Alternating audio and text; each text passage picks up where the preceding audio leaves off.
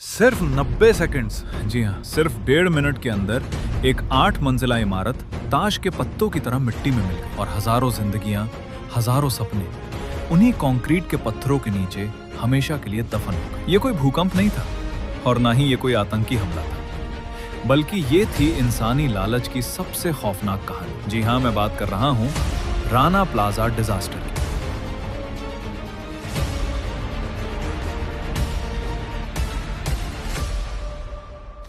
ढाका से लगभग 20 किलोमीटर दूर सावर शहर में ये राना प्लाजा कमर्शियल कॉम्प्लेक्स बनाया गया था। इस बिल्डिंग का मालिक था सोहेल राना, जो एक लोकल बिजनेसमैन और छोटा मोटा पॉलिटिशियन था। इस इमारत का फाउंडेशन 2006 में हुआ था। शुरू में गवर्नमेंट ने इस बिल्डिंग को सिर्फ 5 फ्लोर्स तक बनाने की परमिशन दी थी और इसे बनाया भी गया था सिर्फ शॉप्स और ऑफिसेस के लिए। लेकिन उसने पॉलिटिकल पावर का फायदा उठाकर बिना किसी परमिशन के इस बिल्डिंग को 8 फ्लोर्स का बना दिया। लेकिन जो बिल्डिंग छोटी दुकानों के लिए बनी थी वो गारमेंट फैक्ट्रीज को दे दी गई। ऊपर के फ्लोर्स पर हजारों टन वजन वाली इंडस्ट्रियल सिलाई मशीनें और बड़े बड़े पावर जनरेटर्स रख दिए गए। ये बिल्डिंग एक दलदली जमीन पर बनी थी और इसके पिलर्स में घटिया सीमेंट यूज हुआ था। ये इमारत इन हैवी मशीन्स के वाइब्रेशंस झेलने के लिए बनी ही नहीं। राना प्लाजा अब एक फैक्ट्री नहीं बल्कि एक टिकिंग टाइम बम बन चुका था। हादसे से ठीक एक दिन पहले 23 अप्रैल 2013 इमारत के अंदर काम कर रहे लोगों को अचानक एक जोरदार और डरावनी आवाज सुनाई। जब लोगों ने देखा तो दीवारों और पिलर्स में बड़े बड़े क्रैक्स पड़ गए थे। ये क्रैक्स इतने बड़े थे कि लोगों में पैनिक फैल गया। लोकल इंजीनियर्स को बुलाया गया। उन्होंने हालत देखते ही बिल्डिंग को अनसेफ डिक्लेयर कर दिया। नीचे की कुछ दुकानों और एक बैंक ने तुरंत अपना सामान पैक किया और चले गए। लेकिन फैक्ट्रीज अभी भी बंद नहीं हुई थी। अब सबसे बड़ा सवाल ये उठता है कि जब क्रैक्स क्लियरली दिख रहे थे, इंजीनियर्स चिल्ला चिल्ला कर कह रहे थे कि बिल्डिंग गिर सकती है, तो बिल्डिंग को पूरी तरह सील क्यों नहीं कराया गया? इसका जवाब है कॉर्पोरेट ग्रीड, कॉर्पोरेट लालच। फैक्ट्री ओनर्स पर बड़ी इंटरनेशनल ब्रांड्स के कपड़े टाइम पर डिलीवर करने का प्रेशर था। प्रोडक्शन लॉस के डर से उन्होंने वर्कर्स को धमकी दी। उनसे कहा गया कि बिल्डिंग बिल्कुल सेफ है, अगर तुम लोग कल काम पर नहीं आए तो पिछले पूरे महीने की सैलरी काट ली जाएगी। गरीबी और मजबूरी इंसान से क्या नहीं करवाती। उन हजारों वर्कर्स, जिनमें सबसे ज्यादा महिलाएं थीं, उन्हें अपने बच्चों का पेट पालने के लिए अगली सुबह उसी मौत के कुएं में वापस जाना पड़ा। और फिर आई वो सुबह 24 अप्रैल 2013। सभी वर्कर्स अपने काम के लिए फिर से उसी बिल्डिंग में जाते हैं और 8:57 पूरी बिल्डिंग में हजारों मशीन्स चल रही थी।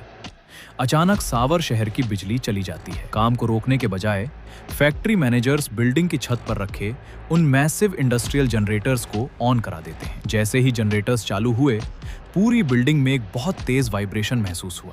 घटिया सीमेंट से बने वो कमजोर पिलर्स अब और प्रेशर नहीं झेल पाए। एक जोर का धमाका हुआ और सिर्फ 90 सेकंड्स और वो 8 मंजिला इमारत किसी डोमिनो इफेक्ट की तरह एक के ऊपर एक फ्लोर करके गिर पड़ी। राना प्लाजा धूल और मलबे के एक विशाल पहाड़ में तब्दील हो गया।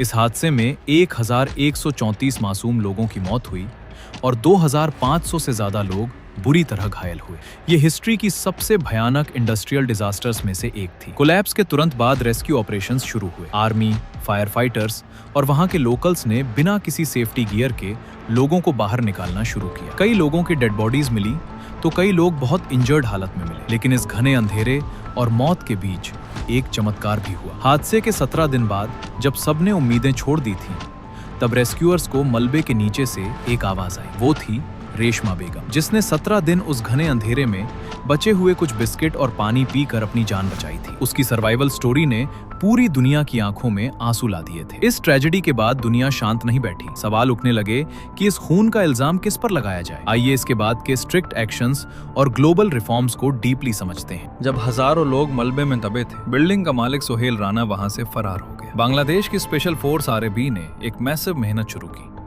4 दिन बाद सोहेल राना को बेनापोल बॉर्डर पर गिरफ्तार किया गया जब वो इंडिया आने की कोशिश कर रहा था। सोहेल राना, फैक्ट्री ओनर्स और करप्ट गवर्नमेंट ऑफिशियल समेत 38 लोगों पर मर्डर और करप्शन के चार्जेस लगाए गए। हालांकि लीगल सिस्टम स्लो होने की वजह से जस्टिस मिलने में सालों लग गए, पर यह अरेस्ट एक बहुत बड़ा मैसेज था। विक्टिम्स और उनके परिवारों की हालत बहुत खराब थी।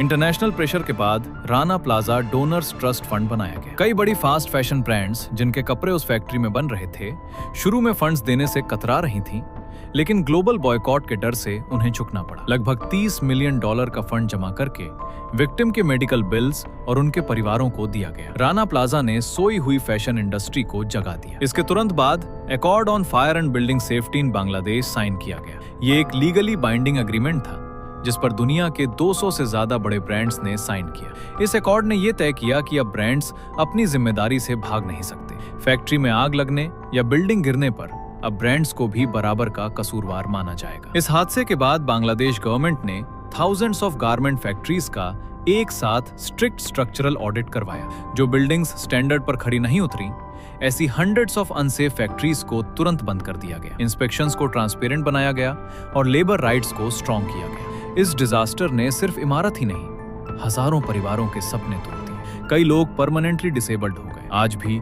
कई सर्वाइवर्स फिजिकल इंजरीज और सीवियर साइकोलॉजिकल ट्रॉमा से जूझ रहे हैं। वो लोग आज भी उस 1.5 मिनट की चीखों को भूल नहीं पाए हैं। आज राना प्लाजा की जगह एक मेमोरियल बनाया गया है जो 1134 विक्टिम्स की याद दिलाता है। राना प्लाजा की ट्रेजेडी हमसे एक सवाल पूछती है, क्या हमारा फैशन किसी की जान से ज्यादा कीमती है? अगर आपको ये डॉक्यूमेंट्री इंफॉर्मेटिव और इमोशनल लगी हो तो वीडियो को लाइक करें, अपने दोस्तों के साथ शेयर करें और ऐसी ही आंखें खोल देने वाली सच्ची कहानियों के लिए हमारे चैनल नो द नेचर को सब्सक्राइब करना ना भूलें।